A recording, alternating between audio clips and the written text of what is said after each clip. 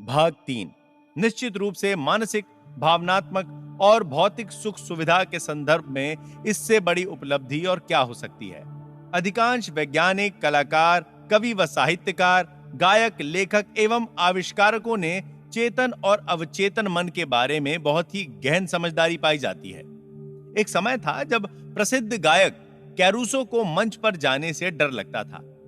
पहली बार जब वो मंच पे गए तो उनका गला डर से अवरुद्ध हो गया, उनका चेहरा पसीने से तरबतर हो गया और उसी स्थिति में उन्हें मंच से उतर जाना पड़ा। वो शर्म और घबराहट में मंच के पीछे चले गए। वो सोचने लगे, लोग हंस रहे होंगे, मैं गाने गया था पर गा नहीं सका। तब उसने स्टेज के पीछे खड़े लोगों के बीच चिल्लाकर कहा, डर मेरे मैं का गला घोटना चाहता है। फिर दोबारा उसने चिल्लाकर कहा, भागो, ये डर आपको भगाना होगा, भगाना होगा, भागो यहां से। यहां मैं का अर्थ अवचेतन मन की अपार शक्ति और विवेक से है, जिसने चिल्लाकर कहा था, भागो यहां से, मुझे अब गाना शुरू करना है। उनके अवचेतन मन से शक्ति का निर्गम हुआ। जब उन्हें दोबारा स्टेज पर बुलाया गया तो वह विश्वास के साथ स्टेज पर गए और बड़े शानदार तरीके से ओजपूर्ण एवं मधुर आवाज में गाना गाकर वहां मौजूद लोगों का दिल जीत लिया। अब आप समझ गए होंगे, कैरूसो ने मन के दो रास्तों को समझ लिया होगा। चेतन या अवचेतन मन में आपके विचारों की प्रवृत्ति के अनुकूल प्रतिक्रिया होती है। जब आपका चेतन मन डर, चिंता और हड़बड़ाहट में होता है तो अवचेतन मन में बैठी नकारात्मक भावनाएं निर्गत होने लगती हैं और आपका चेतन मन घबराहट, आतंक, भय और निराशा से भर जाता है। जब कभी आपके साथ ऐसा हो तो कैरूसो की तरह नकारात्मक विचारों के समक्ष पूरे साहस और विश्वास के साथ अपने मन में कहो, शांत रहो, धीरज रखो, मैं नियंत्रण में हूं, आपको मेरा आदेश मानना होगा, मेरा आप पर अधिकार है, आप यहां नहीं आ सकते, यहां आपकी जरूरत नहीं है। यह बड़ा अजूबा और रोचक होगा जब आप खुद अपने को कहते हुए देखेंगे कि किस विश्वास और संयम से आप नकारात्मक विचारों को भगाकर मन को फिर से शांत, मधुर और सौहार्दपूर्ण बनाते हैं। अवचेतन मन चेतन मन का विषय है और इसीलिए इसे अवचेतन या विषय मूलक कहते हैं। प्रमुख भेद और संचालन की प्रक्रिया।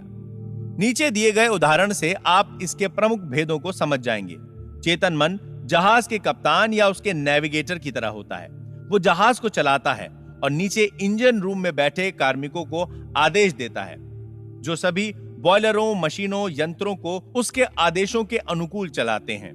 मशीन रूम में काम कर रहे कार्मिकों को यह पता नहीं होता कि वे कहां तथा किस ओर जा रहे हैं, वे केवल आदेशों का पालन करते हैं। कप्तान अपने कंपास और अन्य यंत्र के आधार पर यदि गलत या अधूरा आदेश देता है तो वे पहाड़ से टकरा सकते हैं, क्योंकि उनका काम आदेश पर काम करना है। कार्मिक जन कप्तान से सवाल नहीं कर सकते, वे केवल आदेश का पालन करते हैं। कप्तान जहाज का बादशाह है, उसके आदेशों का पालन होता है। ठीक इसी तरह आपका चेतन मन कप्तान है, आपके जहाज का नेविगेटर है, जिसका रूप आपका शरीर है, आपके आसपास का वातावरण है और आपके अपने मामले हैं। आपका अवचेतन मन आपका आदेश लेता है, जिन पर आपका चेतन मन विश्वास करता है और सही मानकर स्वीकार कर लेता है। जब आप ये बार बार कहते हैं, मैं ये नहीं कर सकता, मेरे बस में नहीं है, तब आपका अवचेतन मन आपके शब्दों को स्वीकार कर लेता है और ऐसी स्थिति पैदा कर देगा कि आप अपनी चाहत की वस्तु या आप जो चाहते हैं वो काम नहीं कर पाएंगे।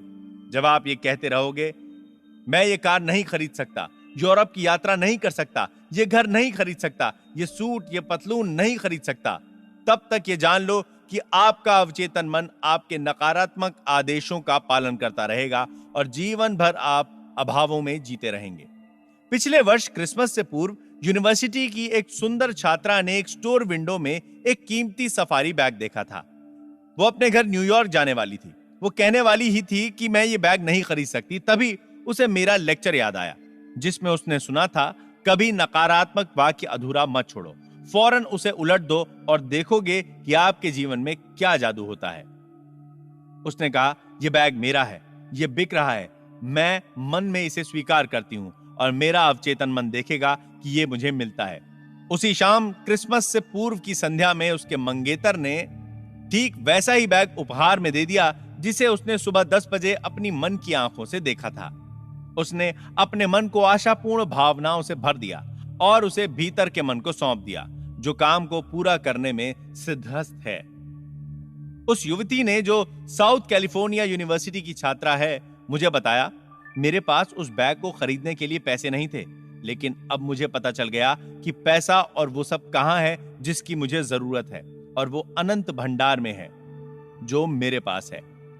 दूसरा उदाहरण यह है, जब आप कहते हैं कि मुझे मशरूम पसंद नहीं है, और वो अवसर आता है जब आपको सलाद या सॉसेज में परोसा जाता है और आपका पेट गड़बड़ हो जाएगा क्योंकि आपका अवचेतन मन आपसे कहता है, गुरु को मशरूम पसंद नहीं है। ये आपके चेतन मन और अवचेतन मन में काम करने के तरीकों में अंतर का एक दिलचस्प उदाहरण है। एक महिला कहती है, मैं रात में कॉफी पी लेती हूं तो मेरी नींद रात में 3 बजे खुल जाती है। जब कभी वो कॉफी पीती है, उसका अवचेतन मन धीरे से टोक देता है, गुरु चाहता है कि आप रात भर जागती रहो। आपका अवचेतन मन दिन व रात 24 घंटों काम करता है और आपके लिए, आपके फायदे के कामों में लगा रहता है। आपकी रोजमर्रा की आदतों के परिणाम आपकी गोद में डालता रहता है।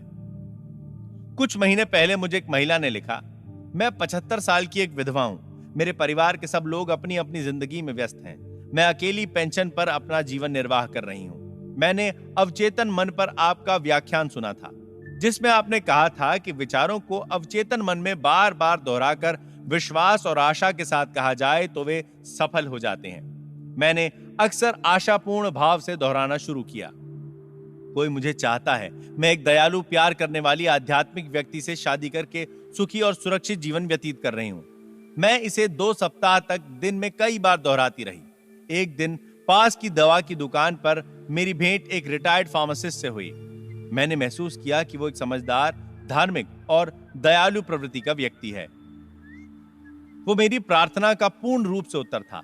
1 सप्ताह के अंदर ही उसने मेरे सामने विवाह का प्रस्ताव रख दिया और अब मैं उसके साथ हनीमून पर यूरोप की यात्रा कर रही हूं। अब मैं जान चुकी हूं कि मेरे अवचेतन मन के विवेक ने हम दोनों को एक दैवी शक्ति के जरिए मिला दिया है।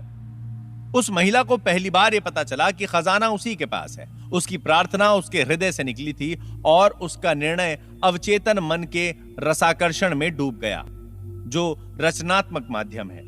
जैसे ही वो अपनी चाहत को मूर्तिमान करने में सफल हुई, उसके अवचेतन मन ने आकर्षण के सिद्धांत पर उत्तर खोज निकाला। निर्णय करो कि आप जिन बातों को सोचते हो वे सच्ची हैं, निष्कपट हैं, न्यायपूर्ण हैं, पवित्र हैं, सुंदर हैं, अच्छी मानी जाती हैं। यदि कोई सद्गुण है और यदि कहीं प्रशंसा है तो उन्हीं बातों को सोचें।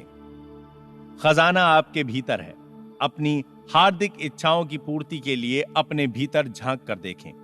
सभी युगों में महापुरुषों का विलक्षण रहस्य यही था कि वे अवचेतन मन की शक्तियों से संपर्क करके उसका उपयोग करने में दक्ष थे। आप भी चाहकर ऐसा कर सकते हैं। आपके अवचेतन के पास आपकी सभी समस्याओं का समाधान है। यदि आप अपने अवचेतन मन से सोने से पहले कहते हैं, मुझे 6 बजे उठना है, वो आपको समय पर उठा देगा। आपका अवचेतन मन आपके शरीर का निर्माता है। रोज रात को स्वस्थ और प्रसन्न विचारों के साथ सोने जाएं। आपका अवचेतन मन आपके वफादार नौकर की तरह आपके आदेश का पालन करेगा। प्रत्येक विचार एक कारण है और प्रत्येक दिशा उसका परिणाम है। यदि आप पुस्तक लिखना चाहते हैं, नाटक या कहानी लिखना चाहते हैं, अपने दर्शकों के सामने प्रभावपूर्ण भाषण देना चाहते हैं, तो अवचेतन मन को बड़े प्रेम व माधुर्य से बताओ और वो आपके लिए अनुकूल काम करेगा। आप जहाज चलाने वाले कप्तान जैसे हो, उसे आपको सही आदेश देने चाहिए और इसी प्रकार आपको भी अपने अवचेतन मन को, जो आपके सभी अनुभवों को नियंत्रित करके चला है, सही आदेश देने चाहिए। मेरे बस में नहीं या मैं नहीं कर सकता जैसे नकारात्मक शब्दों का प्रयोग कभी न करें। आपका अवचेतन मन आपके शब्दों को ज्यों का त्यों ले लेगा और देखेगा कि आपके पास कभी पैसा न रहने पाए या आप में कुछ करने की क्षमता न रहने पाए। प्रतिज्ञा करें, मैं अपने अवचेतन की शक्तियों के माध्यम से सभी काम कर सकता हूं। जीवन का नियम ही आस्था का नियम है। आपके मन का विचार ही आस्था है। नुकसानदेह और दुखदाई बातों में विश्वास न करें। आपको संपन्न और मजबूत बनाने, आपको प्रेरणा देने, आपका उपचार करने वाली अवचेतन मन की शक्तियों पर विश्वास जमाओ। अपनी आस्था के अनुकूल आप बनेंगे। अपने विचारों को बदलेंगे तो आपकी किस्मत बदलेगी।